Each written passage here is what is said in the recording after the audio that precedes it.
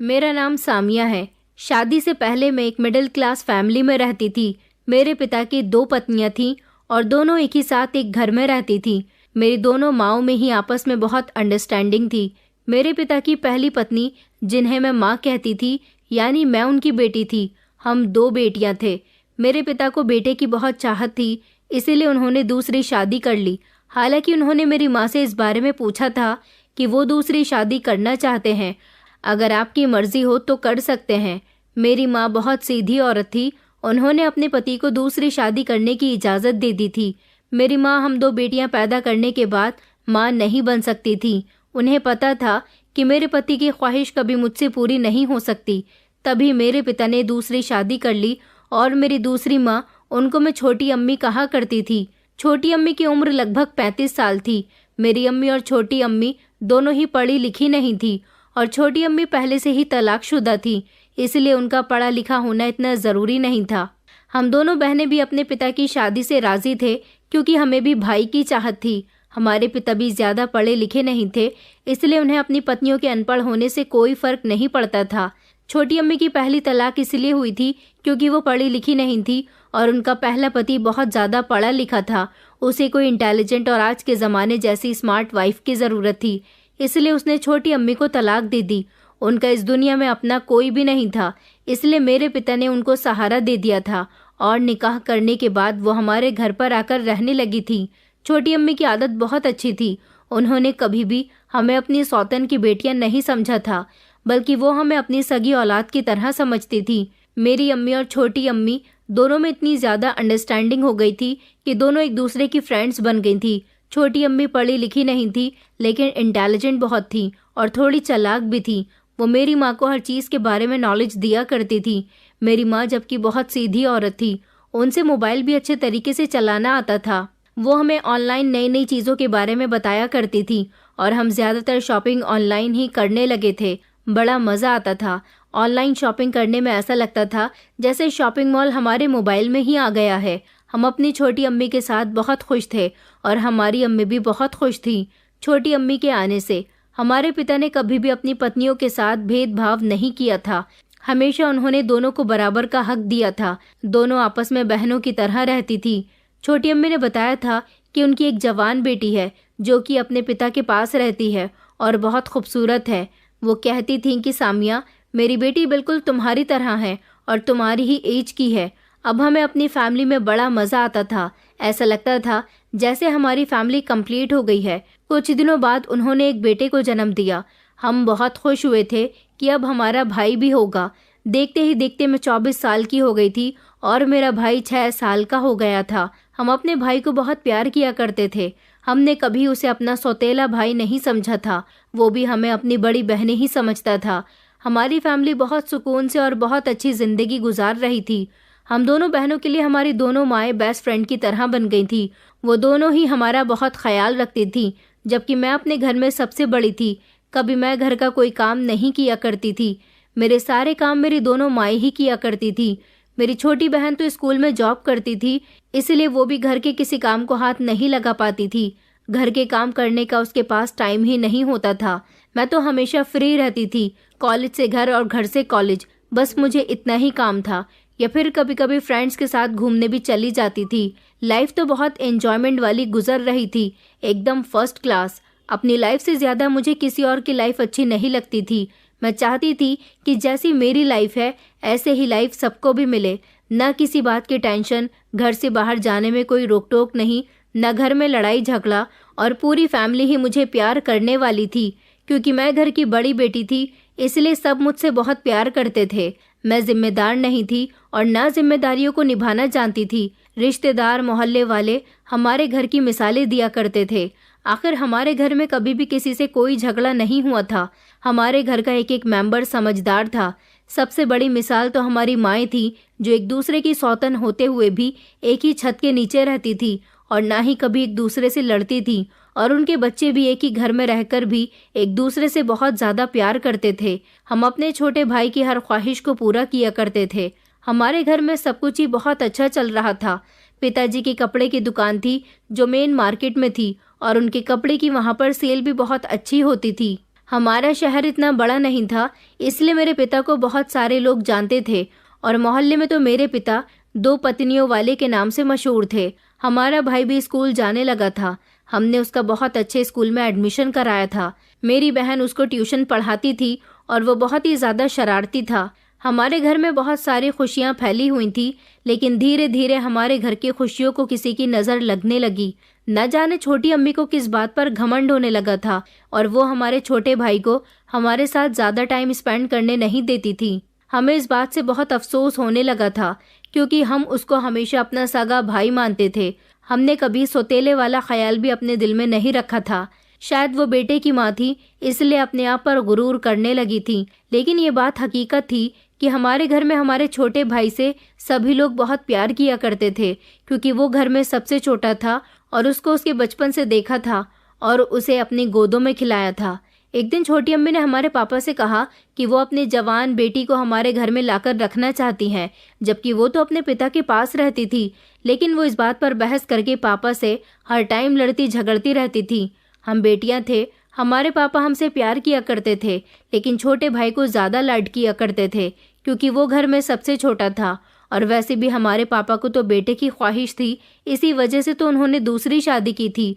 इसीलिए जाहिर सी बात है कि उनका प्यार अपने बेटे से ज़्यादा था। अब हमारी फैमिली में पहले जैसी एक दूसरे से मोहब्बत करना कम हो गया था। न जाने ऐसा क्या होने लगा था कि हमारी दोनों माएँ भी एक दूसरे से नफरत करने लगी थी। घर में अजीब सा माहौल बनने लगा था। पापा इस बात से सख्त नाराज थे कि वो नहीं चाहते थे कि अपनी दूसरी पत्नी की जवान बेटी को अपने घर में लाकर रखें।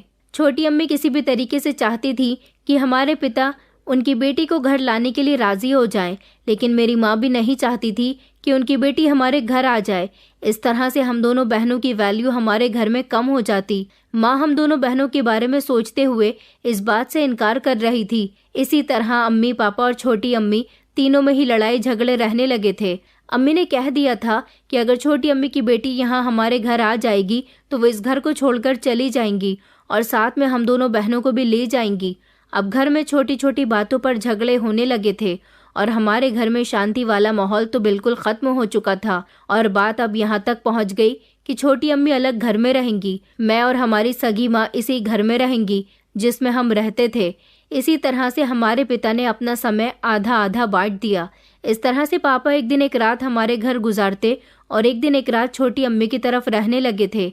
इसी तरह से अलग अलग रहते हुए 1 साल गुजर गया था। अब मेरी अम्मी ने मेरे लिए रिश्ता देखना शुरू कर दिया था, लेकिन छोटी अम्मी इस बात पर राजी नहीं थी। वो पापा से हर टाइम इस बात पर लड़ती रहती थी कि आप अपनी बड़ी बेटी की शादी में उसको दहेज नहीं दोगे। जब आपने मेरी बेटी को इस घर में रखने की परमिशन नहीं दी, तो मैं भी आपको आपकी बेटी की शादी के लिए 1 रुपया भी खर्च करने की परमिशन नहीं दूंगी।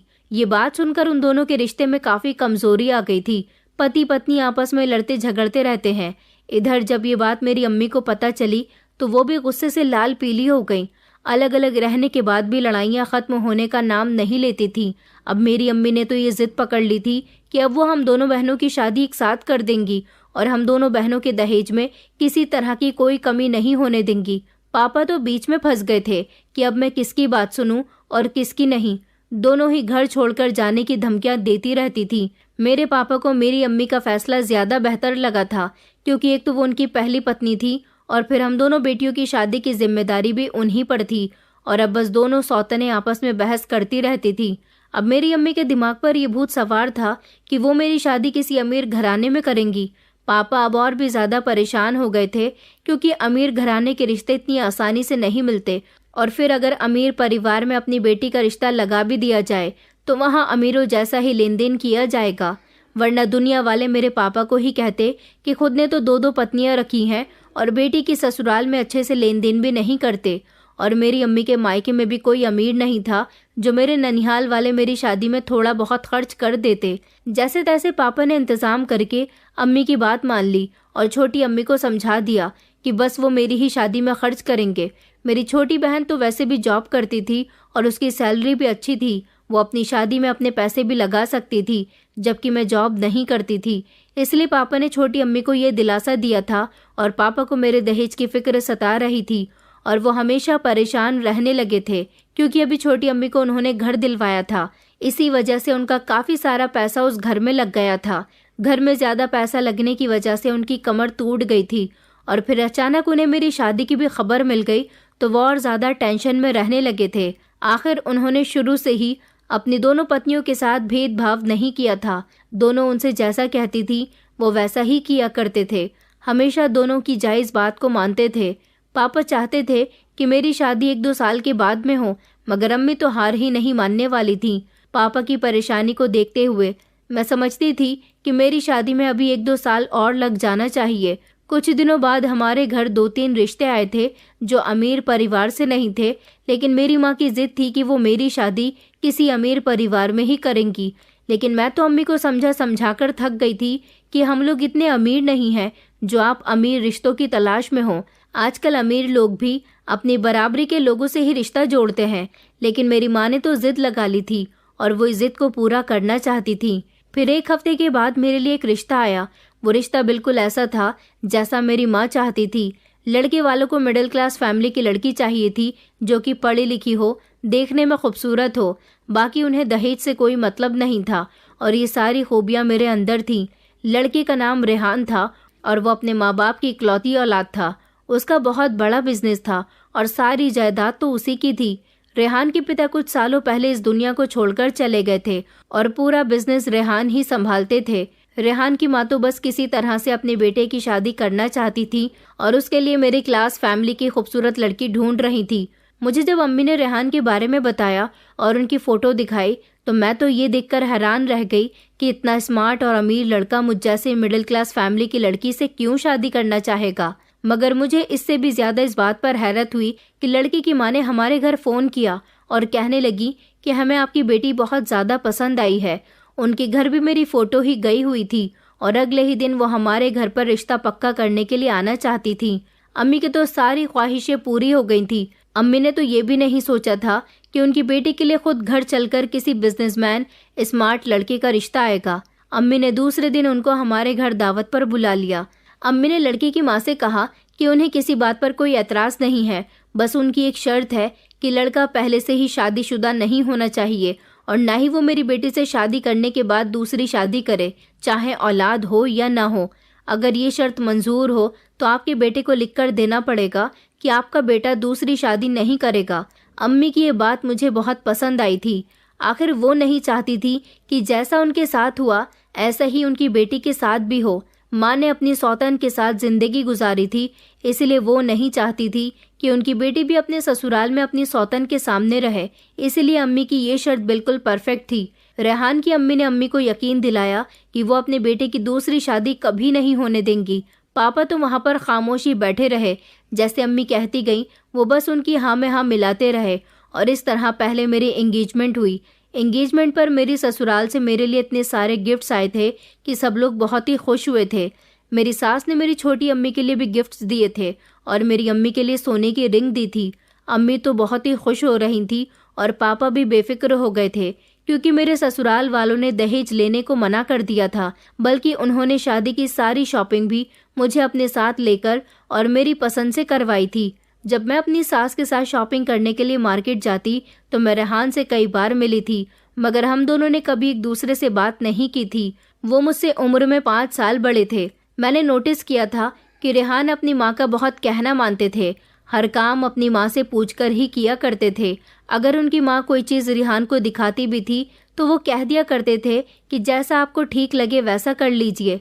रेहान काफ़ी बोर टाइप के थे और मैं कभी कभी उनके ऐसे व्यवहार से परेशान हो जाती थी। मैंने घर आकर इस बारे में जब अम्मी को बताया तो अम्मी ने मुझसे कहा कि वो बहुत बड़ा बिजनेसमैन है, उसे अपने बिजनेस की टेंशन होती होगी और वो अपना बिजनेस छोड़कर अपनी माँ के साथ शॉपिंग पर भी तो जाता है, और वैसे भी उसे क्या पता होगा कि औरतों की शॉपिंग में क्या राय देनी है और क्या नहीं। अम्मी की बात पर मुझे तसल्ली हो गई थी। ऐसे ही धीरे धीरे शादी की तैयारियां पूरी हो गई तो शादी का दिन भी आ गया था। हर किसी ने मेरे और रेहान की जोड़ी की बहुत तारीफ की थी और लोग हैरान भी थे ये देखकर कि मेरे लिए इतने अमीर घर से रिश्ता कैसे आ गया। इसी तरह से मेरी शादी अमीर परिवार में हो गई और जब मैं विदा होकर अपने ससुराल चली गई तो मैं वहां जाकर हैरान रह गई थी। वो कोई घर नहीं बल्कि एक महल लग रहा था। बहुत ही बड़ा बंगला था और दिल ही दिल में मैं बहुत ही खुश हो रही थी कि मुझे ऐसा घर और परिवार मिला जिसकी दुनिया चाहत करती है। रेहान बहुत अच्छे थे, लेकिन अपने काम से मतलब रखने वाले बहुत ही सीरियस इंसान थे। न ज़्यादा बोलते थे, ना ही ज़्यादा हंसते थे, बस थोड़ा सा मुस्कुरा दिया करते थे और हाँ हूँ में ही जवाब दिया करते थे। कुछ दिनों में ही मुझे पता चल गया था कि उनका नेचर कैसा है। शादी के शुरू के ही दिनों में उन्होंने ऑफिस जाना भी शुरू कर दिया था और रात को घर आने के बाद भी वो लैपटॉप के साथ अपने ऑफिस का काम करते रहते थे। मेरी सास बहुत ही मॉडर्न टाइप की थी। उनका सोशल सर्कल बहुत बड़ा था। सुबह को ब्रेकफास्ट करने के बाद ही वो मोबाइल लेकर बैठ जाती थी और ना जाने किससे इतनी इतनी देर तक फोन पर बातें किया करती थी और दिन में 2-3 बार घर से बाहर जरूर जाती थी। घर के कामकाज करने के लिए तो नौकरों की पूरी टीम मौजूद थी। मुझे मेरी सास ने शादी के कुछ दिनों बाद ही घर का सारा सेटअप समझा दिया था और मुझे ये भी कह दिया था कि तुम्हें घर का कोई काम नहीं करना और हमेशा तुम्हें बन संवर कर रहना है, बिल्कुल नई नवेली दुल्हन की तरह। कपड़े पहनने के स्टाइल्स के बारे में भी मुझे वही बताती थी। मैं थोड़ी डरी सहमी सी रहती थी, इसलिए उनकी हर बात मान लिया करती थी। शादी के कुछ ही दिन गुजरे थे कि मेरी सास ने मुझसे कहा कि 1-2 दिन के लिए अपने मायके चली जाओ और जिस दिन तुम यहाँ आओगी तो उसी दिन तुम्हें लेने के लिए रेहान चला जाएगा। वो चाहती थी कि मैं आज ही अपने मायके चली जाऊं, लेकिन अचानक मायके जाने की बात से मैं हैरान हो गई थी, मगर मुझे अपनी सास का कहा नहीं टालना था, इसलिए मेरी सास ने मुझे ड्राइवर के साथ मेरे मायके भेज दिया। अम्मी मेरे ठाट बाट देखकर बहुत खुश हो रही थी, क्योंकि मेरी सास ने मेरे साथ एक नौकरानी को भी भेजा था और कहा था कि अपने मायके में जाकर कोई काम मत करना, तुम्हारे सारे काम ये नौकरानी कर देगी, तुम सिर्फ आराम करना और अपना ख्याल रखना। मैं अपनी सास की ये बातें सुनकर खुद को दुनिया की सबसे खुशकिस्मत बहू समझ रही थी, क्योंकि मैंने कभी किसी को ऐसा नहीं देखा था कि कोई सास अपनी बहू का इतना ख्याल रखती हो। मैं 2 दिन अम्मी के साथ रही तो छोटी अम्मी के घर भी गई थी उनसे मिलने के लिए। मैं अपनी दोनों माओं के लिए और अपनी दोनों बहन भाई के लिए भी गिफ्ट्स लेकर आई थी। मैंने अपने छोटे भाई को गिफ्ट दिया तो वो बहुत खुश हो गया था, लेकिन ये सब देखकर छोटी माँ को तो बहुत जलन हो रही थी। वो ये सोच रही थी कि उनकी सौतन की बेटी अपनी ससुराल में इतना खुश रहती है, क्यों रहती है? मेरे जैसे ठाट बाट किसी के नहीं थे। मैंने छोटी अम्मी के सामने अपनी ससुराल की खूब तारीफ की और नौकरानी का मेरे साथ आना ही इस बात का सबसे बड़ा सबूत था कि मैं अपने ससुराल में रानियों की तरह रहती हूँ। 2 दिन तक मैं अपने मायके में रही और तीसरे दिन मुझे रेहान लेने के लिए आ गए थे। अम्मी ने खाना बना लिया था, लेकिन वो बहुत जल्दी में थे, इसलिए अम्मी से कहने लगी कि मुझे माफ़ कर दीजिए, मुझे बहुत ही इम्पोर्टेंट काम है, मैं खाना फिर कभी खा लूँगा। अम्मी ने मुझे बताया कि शादी के शुरू के ही दिनों में अपने पति की हाँ में हाँ मिलाती रहना, अगर तुमने ऐसा कर लिया तो बाद में पूरी ज़िंदगी राज करोगी। मैं अपनी अम्मी की बात को अच्छी तरह से समझ गई थी। मेरी अम्मी ने मुझे बहुत प्यार दिया और कहा कि जाओ अपने ससुराल में खुश रहो। मैं अपने घर पहुंची तो मेरी सास सोफे पर बैठी हुई चाय पी रही थी। वो मुझे देखकर मुस्कुराने लगी और घर वालों के बारे में पूछने लगी। मैंने देखा कि घर में एक नई जवान लड़की आई थी, जिसने मेरी सास से खाने के मेन्यू के बारे में पूछा। वो लड़की बहुत खूबसूरत थी और उसने कपड़े भी बहुत अच्छे पहने हुए थे।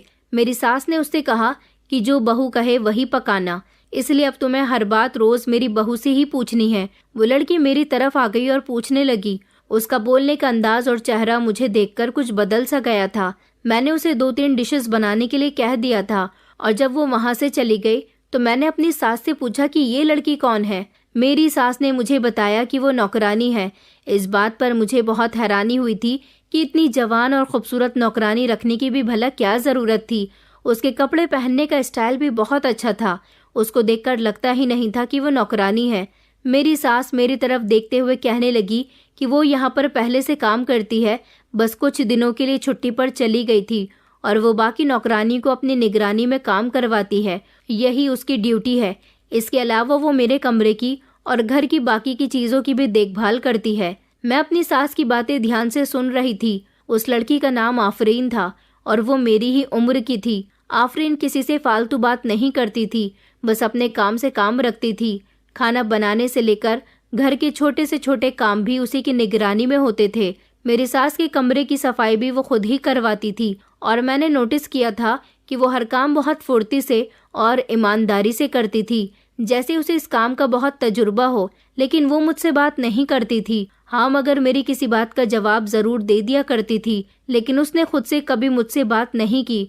पता नहीं क्यों मुझे उसमें इतना इंटरेस्ट क्यों आने लगा था कि मैं उसके बारे में जानने के लिए बेताब हो रही थी और मैंने 2-3 बार उससे पूछा भी था कि वो कौन है और उसकी फैमिली कहाँ रहती है और यहाँ पर कैसे आई, मगर उसने कभी मेरी किसी बात का कोई जवाब नहीं दिया था। उसकी खामोशी मुझे बहुत खटकती थी। एक दिन मैंने जो देखा वो मेरे लिए यकीन करने लायक बिल्कुल भी नहीं था। मेरी तबीयत कुछ ठीक नहीं थी तो मैं अपने कमरे में आराम कर रही थी। रेहान के आने का टाइम हो गया था, इसलिए मैं हिम्मत करके कमरे से बाहर निकली तो मैंने देखा कि रेहान नीचे हॉल में बैठे हुए हैं और आफरीन उनको पानी दे रही है। मगर उसमें अजीब बात ये थी कि दोनों एक दूसरे की तरफ देखकर मुस्कुरा रहे थे। मुझे ये बात बिल्कुल भी पसंद नहीं आई, मगर मैंने ऐसे रिएक्ट किया जैसे मैंने कुछ देखा ही नहीं था। उस दिन के बाद अक्सर ऐसा ही कोई ना कोई नज़ारा मुझे देखने के लिए मिलता रहता था। दोनों एक दूसरे के सामने एक दूसरे को देखकर मुस्कुरा रहे होते थे। रेहान जैसे ही ऑफिस से घर आते थे, आफरीन फौरन उनके लिए पानी लेकर आती थी। एक दिन तो आफरीन ने हद ही कर दी थी। शाम का टाइम था। जब मैं घर के गार्डन में जाने के लिए निकली तो मैंने देखा कि आफरीन ने मेकअप किया हुआ है और अपने कमरे की खिड़की में खड़ी हुई है। सामने ही गार्डन में रेहान भी बैठे हुए उसे देख रहे थे। आफरीन के कमरे की खिड़की गार्डन की साइड की तरफ को खुलती थी और आफरीन ने कुछ ऐसा इशारा किया कि ये सब देखकर मुझे बहुत गुस्सा आ गया और मैं अपनी सास के पास जाने के लिए जैसे ही मुड़ी तो अचानक मुझे चक्कर आ गए और मैं बेहोश होकर गिर गई। जब मुझे होश आया तो मैं अपने कमरे में बिस्तर पर लेटी हुई थी। डॉक्टर मुझे चेक कर रहे थे। मेरी सास वहीं मेरे पास बैठी हुई थी। डॉक्टर ने उनको मुबारकबाद दी और कहने लगे कि आप दादी बनने वाली हैं। ये खबर सुनते ही मेरी सास तो बैठे से खड़ी हो गई थी और डॉक्टर को बहुत सारे पैसे देने लगी और घर में शोर मचा दिया कि गरीबों में मिठाई बंटवा दी जाए।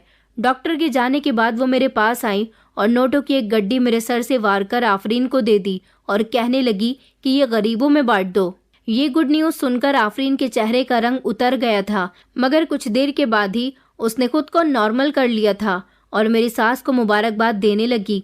मेरी सास ने मुझे बहुत प्यार किया और आफरीन से कहा कि रेहान को कमरे में भेज दो। कुछ देर के बाद रेहान कमरे में आए तो मेरी सास ने उनको ये गुड न्यूज़ सुनाई, मगर इतनी बड़ी खबर सुनकर उन्होंने कुछ खास रिएक्ट नहीं किया था। मुझे अब हर बात महसूस होती थी। कुछ दिन गुजरने के बाद मेरी सास ने मेरा स्पेशली ख्याल रखने के लिए बोल दिया था। उन्होंने नौकरों से भी कह दिया था कि सामिया का बहुत ख्याल रखना है और मुझसे भी कह दिया था कि तुम्हें बेड से अपना एक कदम भी नीचे नहीं उतारना। मेरी सास ने मेरे लिए पर्सनली 2 नौकर और रख दिए थे जो सिर्फ मेरा ही काम करते थे। आफरीन को भी बोल दिया था कि मेरा हर काम पूरा हो जाना चाहिए, मगर मैंने नोटिस किया कि आफरीन मेरे कमरे में नहीं आती थी और ना ही मेरा कोई काम खुद करती थी, बल्कि मेरी सास अपनी निगरानी में मेरे खाने पीने की चीज़ें बनवाती थी और अपने सामने मुझे खिलाती थी और हमेशा मुझे कुछ ना कुछ खाने को कहती रहती थी। ऐसे नहीं करना, वैसे नहीं करना, ध्यान रखो, उठना नहीं है, बैठना नहीं है और ना जाने क्या क्या। मैं तो इतना आराम कर करके 2 महीने में ही बोर हो गई थी। माँ बनना वाकई बहुत मुश्किल काम है। मैंने अम्मी को फ़ोन किया और ये सब बातें बताने लगी तो उन्होंने मुझसे कहा कि शुक्र करो तुम्हारी सास बहुत अच्छी है, वरना ऐसी हालत में भी बहुत सी औरतों को अपने घर के सारे काम संभालने पड़ते हैं और तुम तो रानियों की तरह वहाँ पर रह रही हो और तुम्हें क्या चाहिए। अम्मी की बात तो ठीक थी, मगर मैं अब उनको क्या बताती कि अपने पति की मोहब्बत और चाहत के लिए कितना तरसती हूँ। मैं भी चाहती हूँ कि रेहान मेरे नाज नखरे उठाएं, मुझे अपने हाथों से खाना खिलाएं और इन दिनों मेरी खूब केयर करें, मगर वो तो ऐसे थे जैसे कुछ हुआ ही नहीं है। अपने काम से काम रखते थे और मेरे साथ हमेशा फॉर्मेलिटी ही निभाया करते थे। मैं सोचती थी कि आखिर रेहान ऐसे क्यों हैं और मेरे साथ ही ऐसा क्यों करते हैं। क्या उनकी शादी मेरे साथ ज़बरदस्ती की गई थी? यही सोचते सोचते वक्त गुजर रहा था और मेरी डिलीवरी का टाइम करीब आ गया था। मैंने एक प्यारी सी बेटी को जन्म दिया था। रेहान उस दिन बहुत खुश लग रहे थे, लेकिन मेरी सास उस दिन खुश नहीं लग रही थी। ऐसा नहीं था कि पोती की पैदाइश पर उनको ऐतराज़ था, मगर बस वो पोता चाहती थी। लेकिन उन्होंने अपनी पोती के पैदा होने पर भी घर में बहुत सारे इंतज़ाम किए थे। गरीबों में खाना खिलाया था, कपड़े दिए थे, घर के सारे नौकरों को नए कपड़े बनवा कर दिए थे और मुझसे कहने लगी कि पोती मुझे बेहद प्यारी है। ये बात सही है कि मुझे पोता चाहिए था क्योंकि वो मेरे रेहान की नस्ल को आगे बढ़ाता, लेकिन मैं तो अपने बेटे की औलाद चाहती थी, इसलिए मुझे अपनी पोती भी कबूल है। मैं अपनी सास की इस बात को ज़्यादा नहीं समझ पाई थी। मेरी शादी के पहले साल ही मेरी बेटी हो गई थी, मगर मैंने अपनी सास से कोई सवाल नहीं किया था। मेरी बेटी बहुत प्यारी थी और उसके आने के बाद रेहान में काफ़ी चेंज आ गए थे। अब वो अपनी बेटी के साथ खेलते रहते थे, उसे गोद में उठाकर उससे बातें करते थे। मेरे साथ तो वो पहले जैसे ही थे, मगर मैं इसमें भी बहुत खुश थी कि वो अपनी बेटी को अहमियत देते थे। यही मेरे लिए बहुत बड़ी बात थी। एक दिन मैं अपने कमरे से बाहर आई तो रेहान आफरीन को मेरी बेटी उसकी गोद में दे रहे थे। वो मेरी बेटी को प्यार कर रही थी और रेहान बड़े प्यार से उन दोनों की तरफ देख रहे थे।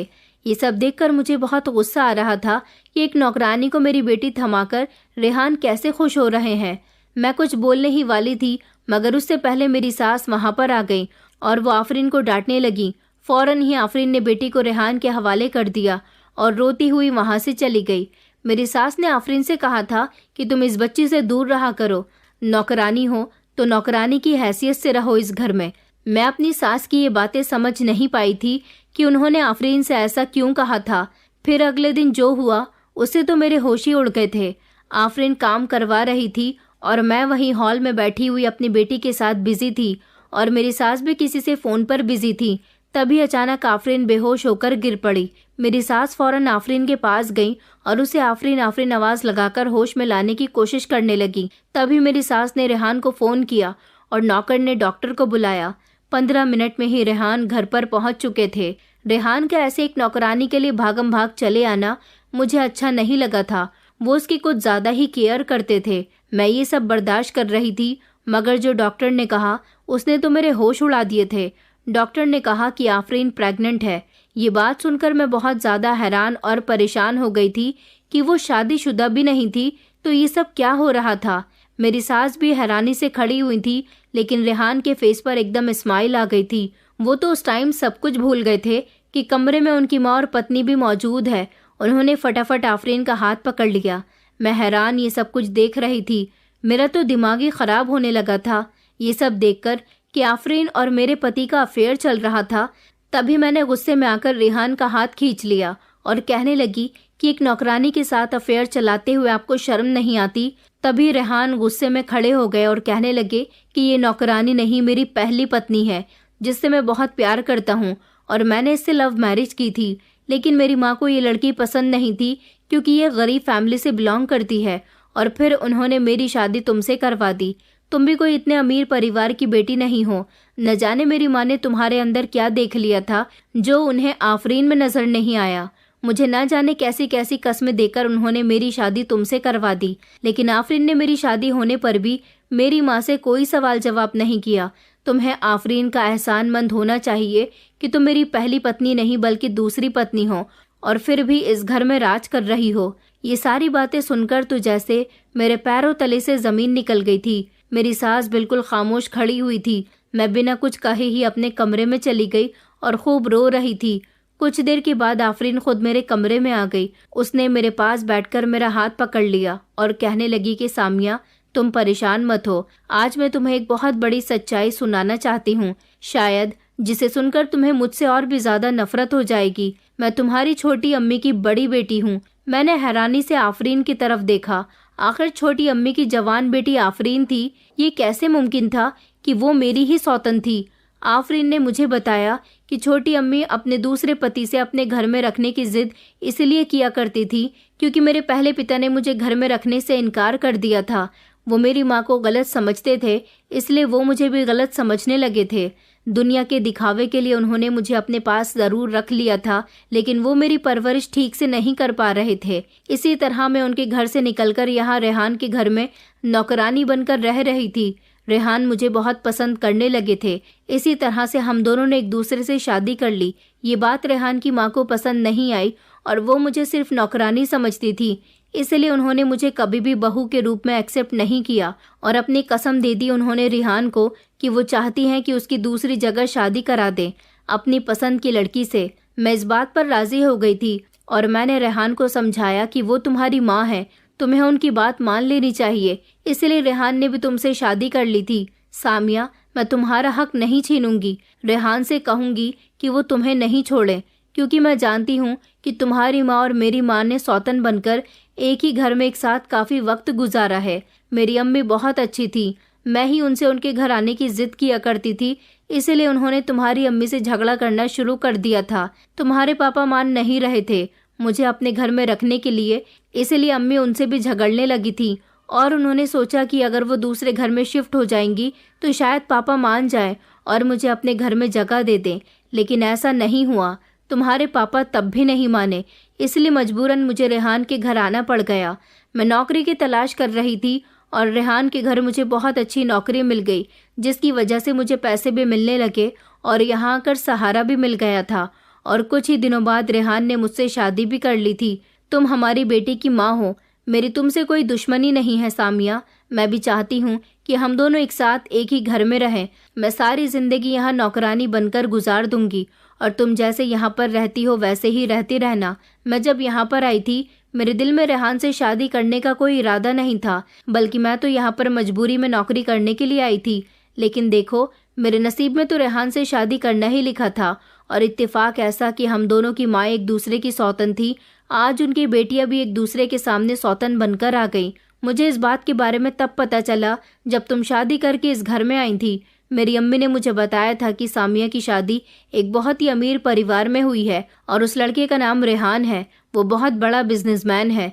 तब मैं समझ गई थी कि तुम ही सामिया हो। मुझे रेहान से उम्मीद नहीं थी कि वो कभी दूसरी शादी करेंगे। उनका मन नहीं था दूसरी शादी करने का, बल्कि उन्होंने ये शादी अपनी माँ की खातिर की थी। अब फैसला तुम्हारे हाथ में है।